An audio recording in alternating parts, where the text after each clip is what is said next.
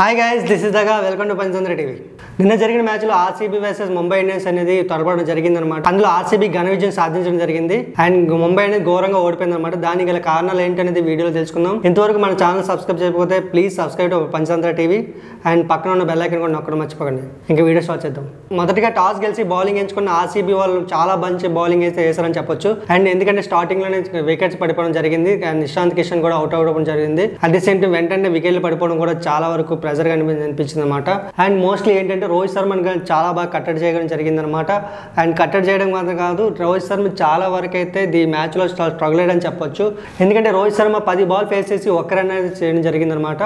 ఇందులో తర్వాత వెంటనే అవుట్ అయిపోవడం జరిగింది. చాలా వరకు స్ట్రగుల్ అయ్యడం అని చెప్పొచ్చు. ఎందుకంటే ఆ ప్రెజర్ ఉందనో లేకపోతే ఇంకేమో తెలియదు. కానీ ముంబై ఇండియన్స్ మాత్రం చాలా వరకు మాత్రం ఘోరంగా బాగా వికెట్ సైడ్ పడిపోవడం జరిగిందనమాట. ఆ తర్వాత వచ్చిన దీపక్ వర్మ చాలా మంచి బ్యాటింగ్ ప్రదర్శన చేయడం జరిగిందనమాట. అండ్ రావడంతోనే ఫస్ట్ బాల్తో 6 బాదడం జరిగిందనమాట. మంచి స్ట్రైక్ రేట్తో తన బ్యాటింగ్ అనేది కొనసాగించడం జరిగిందనమాట. తను మాత్రం వితిన్ తక్కువ బాల్లోనే తను హాఫ్ సెంచరీ కంప్లీట్ చేసుకున్నాడు. అండ్ మోస్ట్లీ ముంబై ఇండియన్స్ మినిమంలో రెస్పెక్టెడ్ స్కోర్ చేయగలిగిందంటే మాత్రం దాంట్లో దీపక్ వర్మ పాత్ర ఎంతైతే ఉందన్నమాట. మిగిలిన బ్యాట్స్మెన్ ఎవరు కూడా అంత బాగా రాణించలేదు. అండ్ సూర్యకుమార్ యాదవ్ కూడా నిజంగా చాలా తక్కువ స్కోర్లో అవుట్ అయిపోవడం జరిగింది. ఎవరైతే ఎక్కువగా ఎక్స్పెక్ట్ చేసామో వాళ్ళందరూ కూడా మోస్ట్లీ వికెట్స్ అనేది రాలిపోవడం జరిగిందనమాట. అండ్ ఆర్సీబీ బౌలర్స్ అందరూ కూడా మోస్ట్లీ 170 రన్స్తో రెస్ట్రిక్షన్ చేయడం జరిగిందనమాట. అండ్ ఆ తర్వాత బ్యాటింగ్ దిగిన విరాట్ కోహ్లీ అండ్ డూప్లెసెస్ మాత్రం ఇద్దరు కూడా చాలా బాగా ఆడారనమాట. ఎక్స్పెషల్లీ విరాట్ కోహ్లీ మాత్రం చిత్త కొట్టేశాడు అనమాట. ఎంత స్కోర్ చేశాడనేది చాలా బాగా స్కోర్ చేశాడు. అండ్ నాకు అనిపించింది ఏంటంటే ఇంకా 3-4 అవర్స్ ఎలాగా ఉన్నాయి కాబట్టి అది ఫస్ట్ బ్యాటింగ్ అయితే మాత్రం ఖచ్చితంగా సెంచరీ అనేది చేయడం జరుగుతుంది అనిపించింది నాకైతే.